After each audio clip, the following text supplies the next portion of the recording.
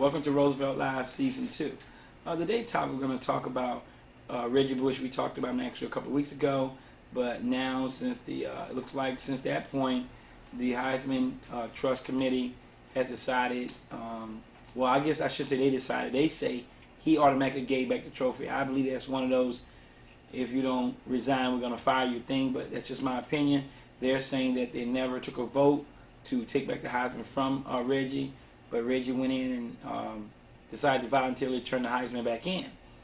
Of course, that's the first time in the 75-year history that someone has turned a Heisman Trophy in, and and also it's the first time anybody a spot went vacant, because it was in 2005, 5 years ago, that the Heisman was won by Reggie, and with Vince being with Tennessee Titans being a distant second, and so forth and so on. But I think, to me personally, I mean, you can't change the history. It still happened.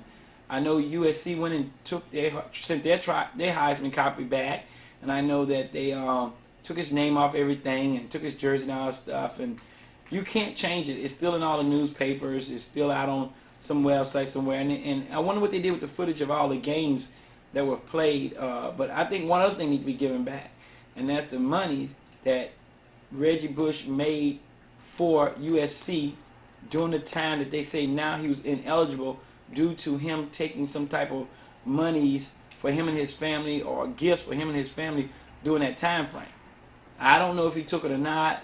Obviously, if he did, it's a violation of school policies, and that would render him ineligible. And I don't think nobody is going to say that if he did those things that it was right. But 5 years is a long time to wait to come back and say we found some type of evidence, or we have enough circumstantial evidence, or whatever proof they say they have 5 years later. It's just been it's been 4 more people that got the Heisman since then. It's been a whole nother freshman.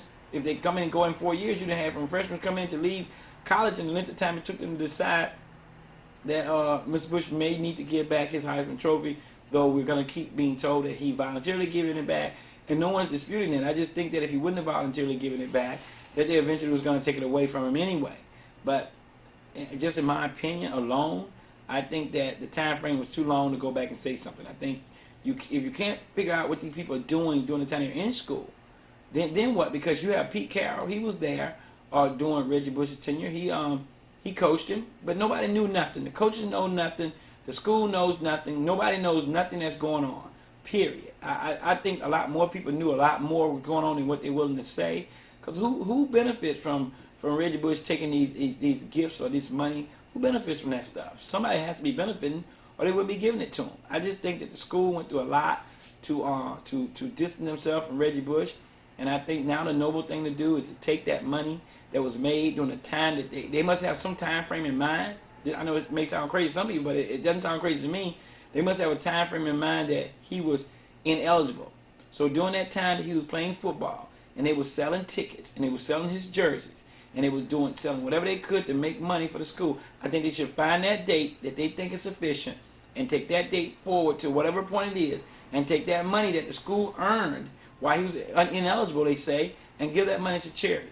Take it away. That way the school doesn't be hypocritical by saying, well, we took his jersey down, we gave back his Heisman, we don't have anything to do with him.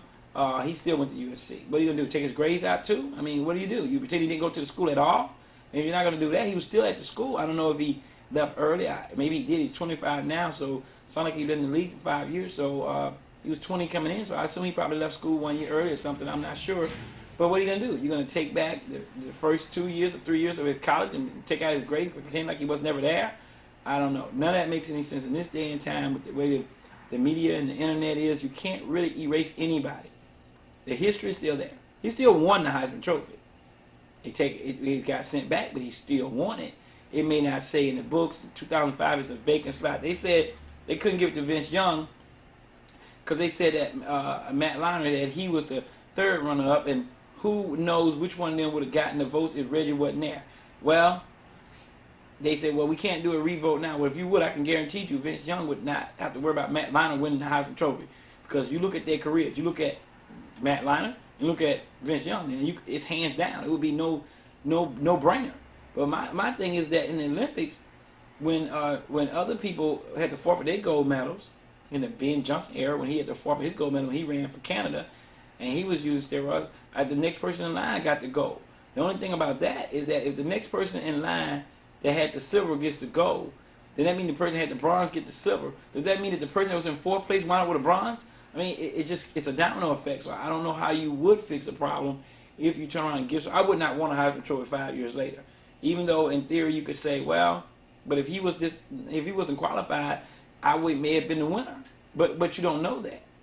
You don't know that now 5 years later. Now I don't want anything they took back and gave to somebody else. But then again, when Vanessa Williams lost her title, when she was the first black Miss America, and she lost her title, and if I remember right, I think that they gave her title to the runner-up.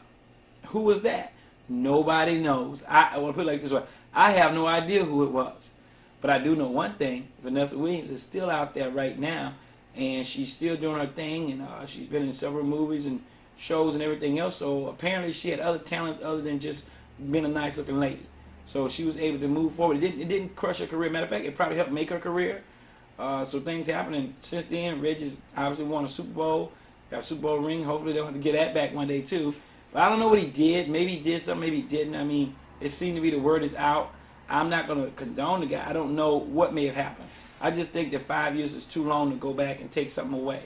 I think 4 other Heisman trophies have passed through, and there's other Heisman trophy people out there with had won Heisman trophies, but they're saying, of course, well, they got these felonies maybe after the fact, not during the time they were in school. So we can't take anything away from them after the fact. I mean, O.J. kept his Heisman until it was taken away for other reasons in a civil lawsuit that the Goldmans had, of course, against him. But other than that, and I mean, I'm not saying he committed the crimes because according to the law, he was found innocent. That's the only thing I can go by. I can't go by what I believe. I go by what the law says, and we both believe in what the law is saying. Therefore, he was found innocent of that particular crime, but he lost obviously in the civil case. And but USC, which is the school he attended, I wonder if they still got OJ stuff up there in the school. That'd be interesting to find out one day. Is that jersey of OJ still up there and all that nice memorabilia? And do they display him? Even though this alleged crime that he never got convicted of did not happen when he was at USC, I understand that, but that's why I think OJ stuff is still in the record books in the NFL. Because why shouldn't it be? He was out of the NFL when allegedly this crime happened. And now I'm not downplaying it, but the man wasn't found guilty of that in particular crime, even though somehow obviously he got railroaded into the next crime.